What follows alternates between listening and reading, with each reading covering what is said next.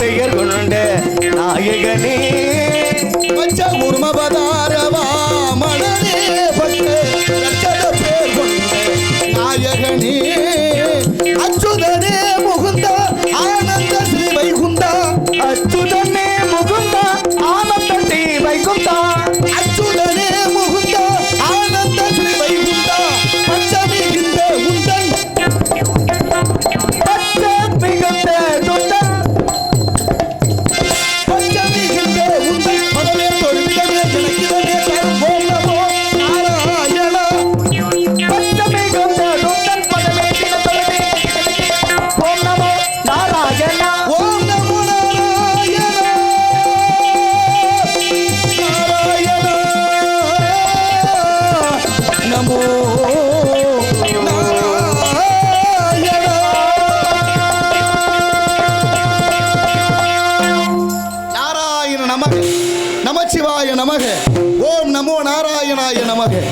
வாடினேன் வாடி வருந்தினேன் மனத்தால் பெருந்துயிர் இடும்பையில் பிறந்து கூடினேன் கூடி இளையவர் நம்மோடு அவர் தரும் கல்வியை கருதி ஓடினேன் ஓடி உயர்வென்னும் பெரும் பதம் தெரிந்து நாடினேன் ஆடி நான் கண்டு கொண்டேன் நாராயணா எனும் நாமம் என்று விஷ்ணுங்களாட்சியத்தால் மூவுலகம் சென்று மும்மூர்த்திகளை கண்டு கீர்த்திகள் அனைத்தும் பெற்று எம்பெருமான் முருகப்பெருமானை கண்டு தொண்டு செய்யும் வண்ணமாக அழகு மலையாகி வேள்விமலை சாரலுக்கு வந்து விட்டோம்.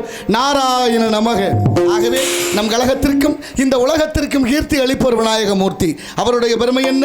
5 கரத்தினை, ஆணை முகத்தினை, இந்தி நிலம்பரை போல மயிற்றினை, நந்தி மகந்தனை, ஞான கொழுந்தினை புந்தியில் வைத்தடி போற்றுகின்றோம். மூசிக வாகன மோதகஸ்த சாமரகர்ண விளம்பித சூத்திர வாமனருப மகேஸ்வர புத்திர விக்ன விநாயக பாத நமஸ்தே.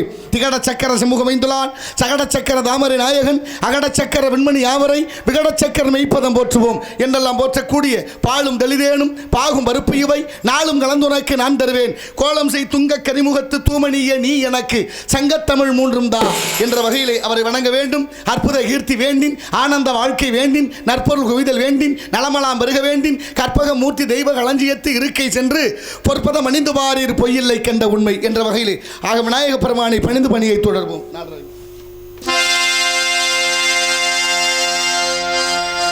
ஆணை முகத்தான் அரண் ஐந்து முகத்தான் மகன் அறுமுகத்தானுடன் அவதரித்தான்.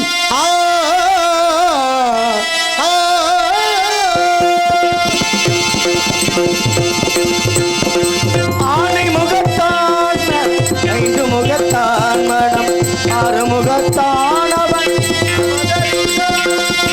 ஆனை முகத்தான் அரண் ஐந்து முகத்தான் மகன் அறுமுகத்தானுடன் அவதரித்தான்.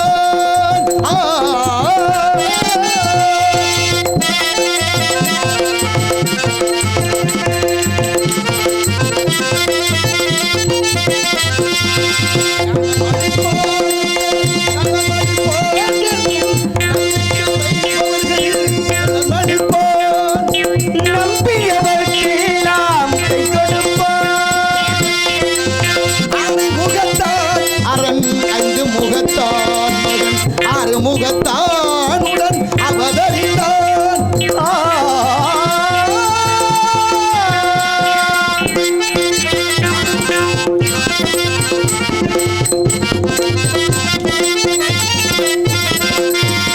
வெள்ளை உள்ளம் என்னும் வீட்டினில் கூடியிருப்பார் நிதிதோறும் வந்து வேண்டும் வரம் அளிப்பார்.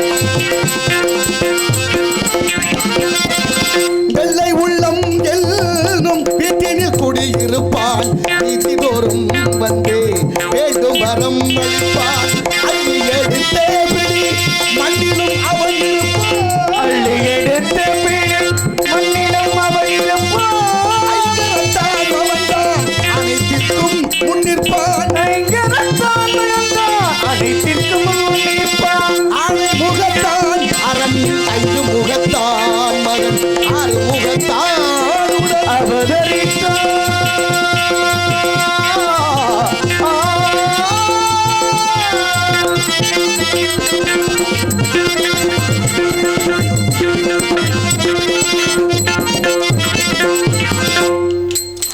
ஓமெனும் பிரணவ நாதமே அவன் தொடக்கம் உலகமெல்லாம் அவன் கைத்தினிலே அடக்கம்.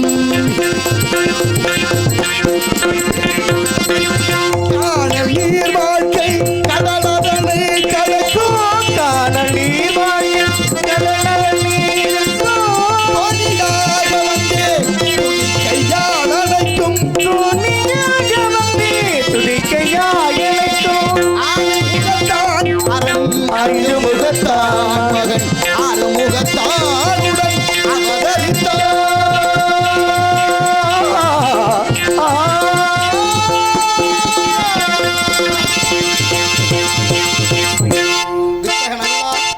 விற்பதன் அருளால் தேவயாகம் பிரம்மயாகம் பிதுர் யாகம் சதுர் யாகம் புத்திரகாமேஷ்டி யாகம் அஸ்வமேத யாகம் மானுட யாகங்கள் இப்படி பல யாகங்களை செய்துவிட்டால் கிடைக்கும் யோகம். யோகத்துக்கு விரோதிய செய்போகம். போகத்தை மறந்து யாகத்தை செய்து யோகத்தை பெற்று அந்த யோகத்தாலே உள்ளம்பெரிய கோயில் ஊனுடம்பை ஆலயம் வல்லபிரானார்க்கு வாய்கோபுர வாசல் கள்ள புலனைந்தும் காணா மணி விளக்க தெள்ளத் தெளிந்தார்க்கு சிவனே சிவலிங்கம் என்று திருமூலர் திருமந்திரத்தில் இடைகளை பின்களை சுழுமுனை ஆகிய மூன்றின்பால் சுவாசமான காற்றை ஏற்றி இறக்கி இருகாலம் பூரிக்கும். காற்றை பிடிக்கும் கணக்கறிவாளன் இல்லை காற்றை பிடிக்கும் கணக்கறிவாளனுக்கு கூற்றை உதைக்க குறியதுவாமே என்று திருமந்திரம் நமக்கு சொல்லுது. என்ன காரணம்? இந்த பிராணயாமம் என்று சொல்லக்கூடிய மூச்சு பயிற்சி ஒழுங்கா சரியா நேரத்துக்கு கடைப்பிடிச்சு செஞ்சோம்னா மூச்சு இன்னமும் நீண்ட ஆயுள் வளருமா. யமதர்மனியை எட்டி உதைக்கலாம். கூற்றுவன் வந்தால் எட்டி உதைக்கக்கூடிய தன்மை வந்துவிடும் என்று சித்தர்கள் ஆய்வு சொல்லுது. அப்படியா இருக்கிறான்? எல்லாம் அவசரகதியாக போச்சு. எதுவும் நிதானமாக சரியாக செய்கிறமானா இல்லை.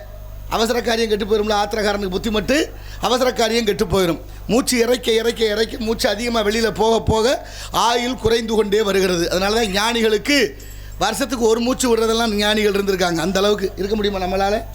ஒரு நிமிடம் நம்மளால் மூச்சு அடக்கி இருக்க முடியுதா? முடியல. சும்மா இருந்தாவே இருக்கிறது இல்லை. ஆமாம், சும்மா இரியா சத்தம் போடாமன்னா அப்போ தான் வேகமாக சத்தம் போடுறது.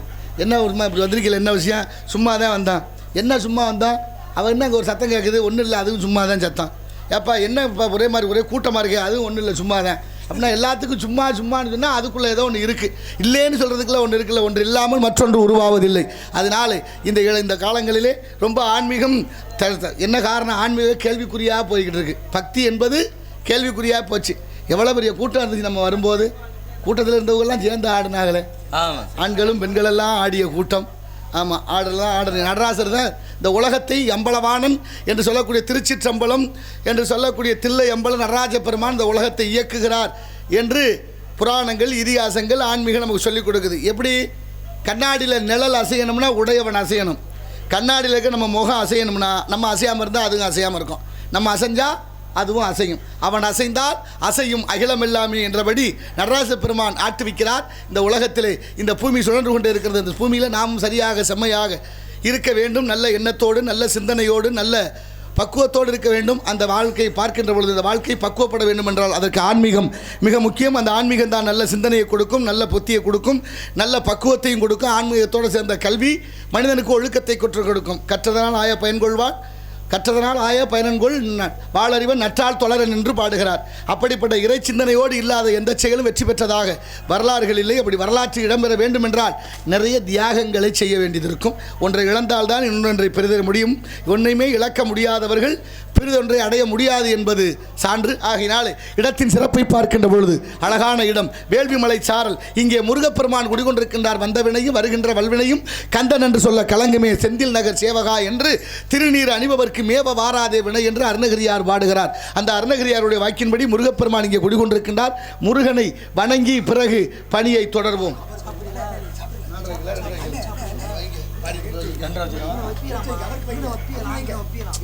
நான் சொல்றதை கேட்கல, நீங்க சொல்றதை கேட்கவா?